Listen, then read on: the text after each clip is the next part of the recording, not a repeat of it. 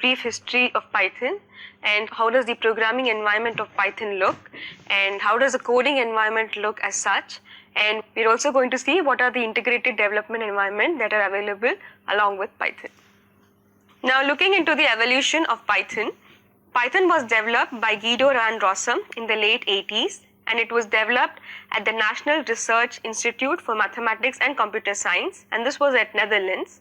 And since then, there has been 3 major version changes in Python. Python 3 being the latest, and the current or the latest version of Python is version 3.8. Now let's look at Python as a programming language. So Python supports multiple programming paradigm like functional, structural and OOPs. It's also dynamically typed, which means that it checks for type safety during runtime. Now type safety is the extent to which Python would prevent type-based errors. So type-based errors are undesirable program behavior and they are caused by discrepancy between different data types for your constants, variables or functions or methods. And Python handles these type-based errors really well because it is dynamically typed. Python also deallocates objects which are not used for long, and Python is also dynamically binded. It's also called late binding, and these are methods which are looked up by name during runtime. Python's design is guided by the 20 aphorisms. It is described as the Zen of Python by Tim Peters. So these are rules that are used to design the entire structure of Python, and these are very simple rules and they are given on the website. So some of the aphorisms are simple is better than complex, complex is better than complicated. Now there are in total 19 aphorisms and Tim Peters has left the 20th aphorism to Guido van Rossum, the founder. Python uses the standard CPython interpreter and it's managed by the Python Software Foundation. There are also other interpreters, namely JPython for Java, IronPython for C#, and a couple of others. The standard libraries are also written in Python itself, and Python offers very high standards of readability. Python offers support across all platforms, being Linux, Windows, and Mac. And the Python community is very large, and they keep contributing a lot towards the group. And Python as such is very, very adept at handling errors. And we'll see more of these aspects as we go towards the course. Now, when you compare Java and Python, Java is statically typed, which means all type safety checks is done during compilation. It's also called static compilation. Because of this reason, the time which you would require to develop a code in Java is more. But in contrast, Python is dynamically typed, which means all type safety checks are done during runtime. Now, this will also compensate for the huge compilation time when you compare it with Java. Also, codes which are dynamically typed are less verbose in nature and they offer more readability. So this is one important advantage of Python over Java. Python has several features that make it very, very well suited for data science. And by features, I'm referring to the libraries and the other tools which are specifically designed for data science tasks. Python was developed under the open source initiative license, which means it's free to use and to be even distributed commercially. Now, the syntax which is used in Python is very simple to code and understand, and this makes it very, very beginner friendly. And for those of you who are starting out to use Python, I think the learning curve is going to be very short. Now, Python also combines really well with majority of the cloud platform services, thereby making it a good tool for even big data. Now, let's look at the coding environment. Now, in general, any software program can be written using a terminal, a command prompt, a text editor, or through an integrated development environment. So every program needs to be saved with an appropriate extension, and it has to be executed in the corresponding environment.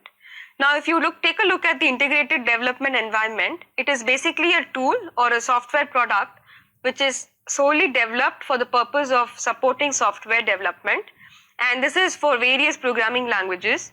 So towards the end of this lecture, we are also going to be seeing what are the available integrated development environment for Python. So support for Python version 2 will be available till 2020, and so post 2020 support will be maintained for version 3.6 onwards.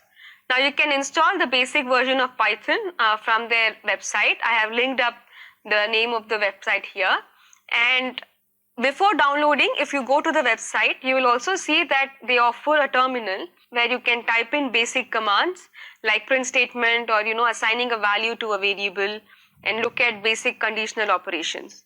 So we are going to be looking into a few of them now. I just have a small screenshot. I'm going to be zooming in to show you what are the different lines of commands that we have typed.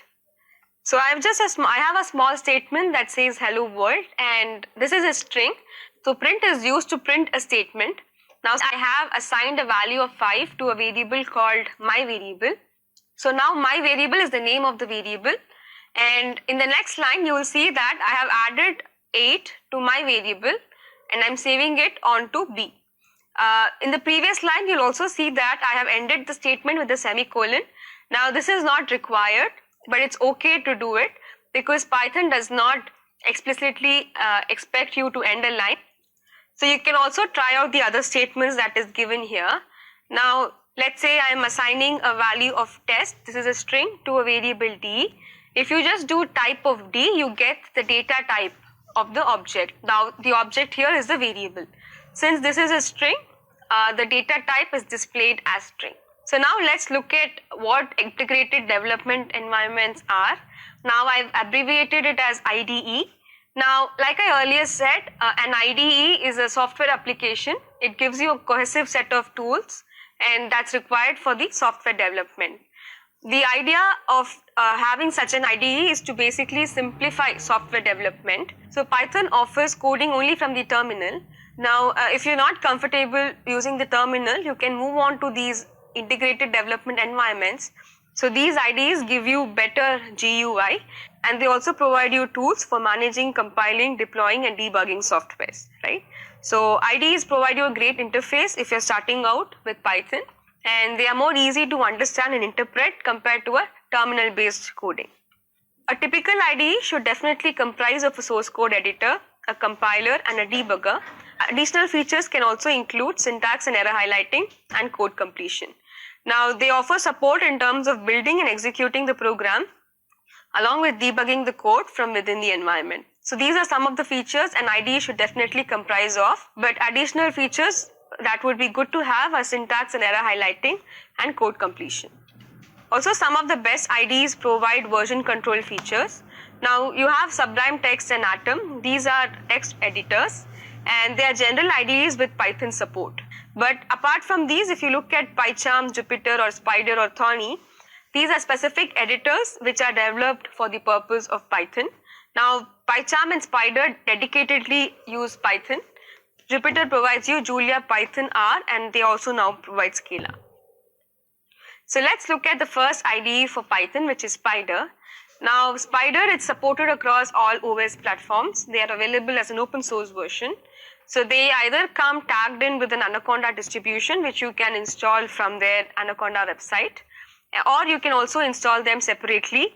So after you install Python in your systems, you can just do a pip install Spyder to install Spyder in your systems, or you can just directly go to the Anaconda website and just download the Anaconda setup. Now Anaconda setups consists of a lot of IDEs. They provide Jupyter, R, Spyder, PyCharm, and along with several other IDEs, but again it comes under one roof, so it's more easier to work with.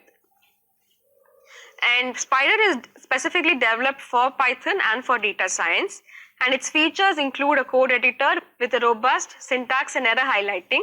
It also offers code completion, navigation, debugging, and an integrated document. Now if you look at the interface of Spyder, you'll see that its interface is very similar to MATLAB and R. So let's look at PyCharm now. It's again supported across all OS platforms. It's available as a professional version or a community version. The professional version is a paid version, whereas the community one is a free open source. It supports only Python and can be installed separately or through Anaconda.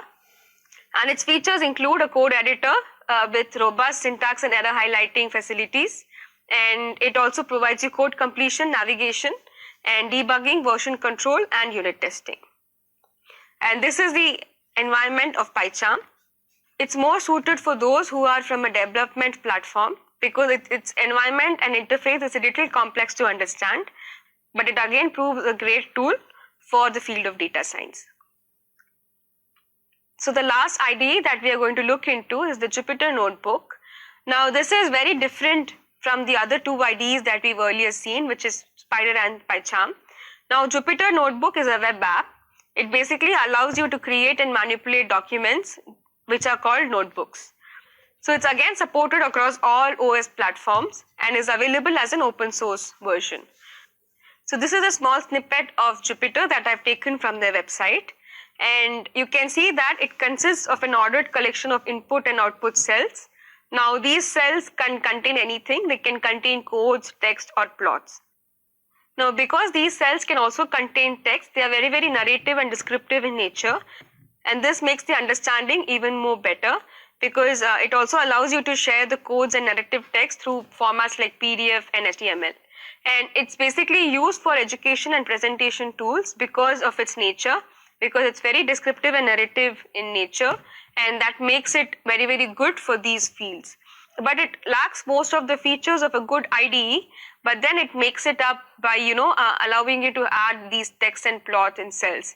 And you can also play around with these plots. Let's say if you have plots where you have to tune a few parameters, then you can also use those parameters to tune and see how does the graph change. Now Jupyter also comes in bundled with Anaconda, or you can install it separately. Now like I earlier said, Jupyter actually stands for Julia, Python and R, and it also supports Scala now, but they've not incorporated it into the name. So these are notebooks. Basically you are just dealing with only one set of documents where you can add your text, you can add your code, your plots, and all of these are under one script.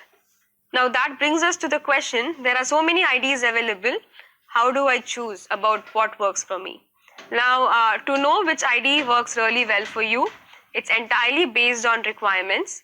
Now, you need to work with different IDEs to first identify what your requirements are. For someone, a narrative text along with the code would be better. But for someone, a good GUI is all that matters, right? So in order for you to understand what works for you, you need to first go on, explore, try out different IDEs, and this will also help you identify your own requirements, right? So in order to, there's nothing like a good IDE or a bad IDE.